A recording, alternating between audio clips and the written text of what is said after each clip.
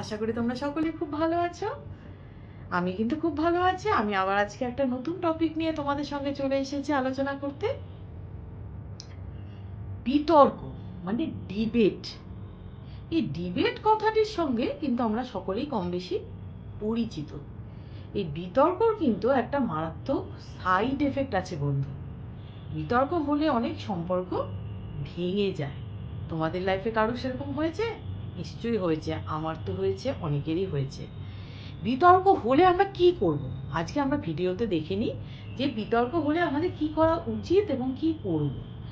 অহেতুক তর্ক আমাদের জীবনে কিন্তু আমরা না চাইলেও চলে আসে বন্ধু, তাই তো?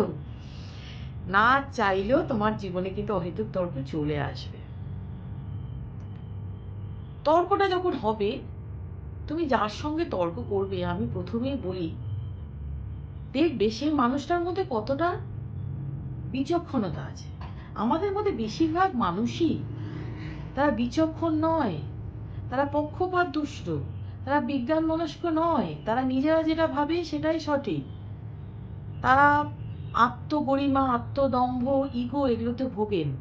সুতরাং আমি প্রথমেই বলবো এই ধরনের মানুষকে এড়িয়ে চল।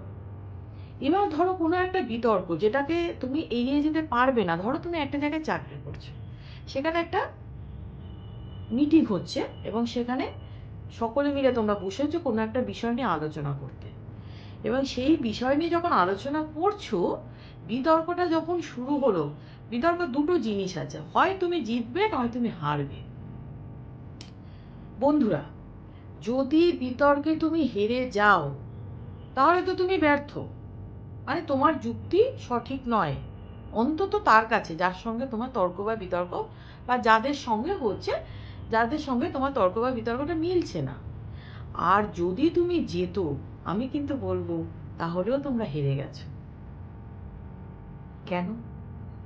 কারণ যখন তুমি বিতর্কে জিতলে মানে কি হলো, তুমি তোমার অপোনেন্টকে নিচু প্রমাণ করলে, তাকে তার যুক্তিগুলো যে সঠিক নয় সেটা প্রমাণ করলে, এবং তার মূর্খ প্রমাণ করার চেষ্টা করলে। এতে কি হলো? এতে তার হাতে ঘা লাগলো।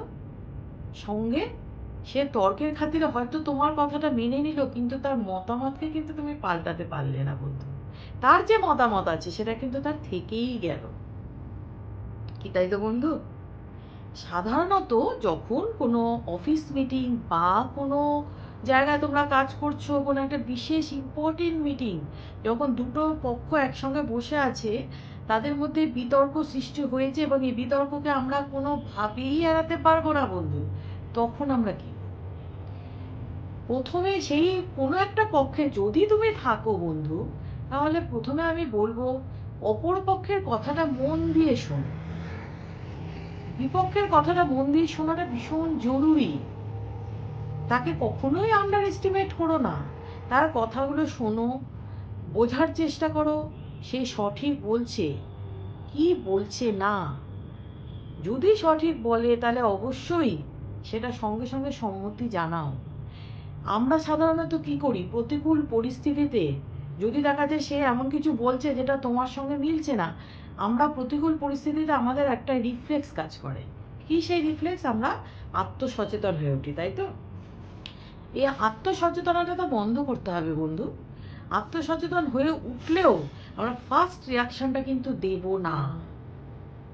ফার্স্ট রিয়াকশন কখনোই ডেলিভার করবে না কোনো মিটিংয়ে।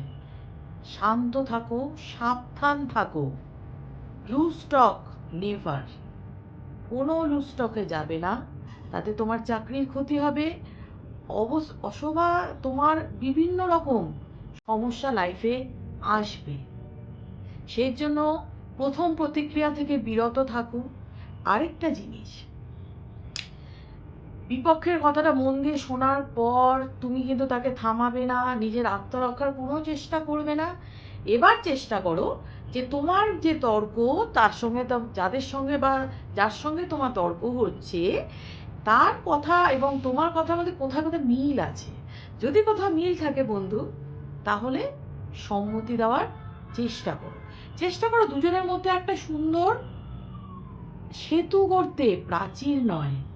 ভুল বোঝাবুঝির প্রাচীর যেন তৈরি না হয় বন্ধু। আর যে তোমার সাথে তর্ক বা বিতর্ক করছে না, তাকে নিরস্ত করার উপায় একটাই বন্ধু। একটা খুব মোক্ষম অস্ত্র আছে তাকে নিরস্ত করতে পারো, সেটা হচ্ছে তাকে তুমি বলতে দাও, তার কথা শোনো এবং তাকে বন্ধু মনে করো, তার কাজের প্রশংসা করো। দেখবে প্রতিপক্ষ সঙ্গে সঙ্গে নিরস্ত্র হয়ে পড়বে, সে কিন্তু আর আত্মরক্ষার চেষ্টা করবে না। ধরো এমন একটা সিচুয়েশন হলো যখন আমরা দুটো পক্ষের মধ্যে ভীষণ তর্ক বিতর্ক সৃষ্টি হয়েছে, তখন ওই মুহূর্তে কি করতে হবে? কাজটাকে জাস্ট স্টে করে দিতে হবে, মানে স্থগিত রাখতে হবে। ওই দিনই সেকেন্ড হাফে বা পরের দিন সেই মিটিংটা তুমি করো, ঠিক আছে? এই যে টাইমটা নিলে, এই টাইমে তুমি চিন্তা করে দেখো যে অপরপক্ষ যে কথাগুলো বলছে সেগুলো কতটা সঠিক। আরেকটা জিনিস তুমি চিন্তা করো, এই যে কথাগুলো হচ্ছে, বিতর্ক হচ্ছে, এতে যদি তুমি জিতে যাও, অপরপক্ষ কি তোমার লাইফ থেকে সরে যাবে না তোমার আরো কাছে আসবে? আর তুমি যদি হেরে যাও, তাহলে তুমি কি ডিপ্রেসড হয়ে পড়বে? দেখো, বিভিন্ন রকম সম্ভাবনার কথা বন্ধু তোমাকে মাথায় রাখতে হবে, তাই না? চিন্তা ভাবনা করে কাজ করো, ভাবিয়া করিও কাজ, করিয়া ভাবিও না। একটা কথা কিন্তু আমরা মা ঠাকুমার কাছ থেকে ছোটবেলা থেকেই শুনে আসছি, তাই না? সুতরাং এই বিতর্ক থেকে সব থেকে ভালো, আমার বুদ্ধি যদি শোনো বন্ধু, বিতর্কে জিত তোমার নিশ্চিত, যদি বিতর্ক এড়িয়ে যেতে পারো। কারণ বিতর্কে জিতলেও তুমি এক প্রকার হেরে যাওয়া, আর হারলে তো তুমি ব্যর্থ হলে। কিন্তু কি দরকার বন্ধু? বিতর্ক এড়িয়ে যাও, এড়িয়ে যাওয়াটা হচ্ছে বেস্ট সলিউশন। তাহলে বন্ধু, আজকের মতো ভিডিও এখানে শেষ করছি। যদি তোমাদের ভালো লাগে, অবশ্যই আমার ইউটিউব চ্যানেলটি rise and shine with Subhashree subscribe করে দিও, পাশে থাকা বেল বাটনটি প্রেস করে দিও, যাতে সব নোটিফিকেশানসগুলো তোমাদের কাছে সবার আগে চলে আসে। আর তোমাদের বন্ধুদেরকে এই ভিডিওটা শেয়ার করে দিতে ভুলো না। আমি আবার খুব শীঘ্রই তোমাদের কাছে আসছি নতুন টপিক এবং নতুন ভিডিও নিয়ে। তোমাদের যদি কোনো ব্যক্তিগত সমস্যা থাকে, অবশ্যই কমেন্ট বক্সে জানিও, আমি নিশ্চয়ই তার উপর ভিডিও করব।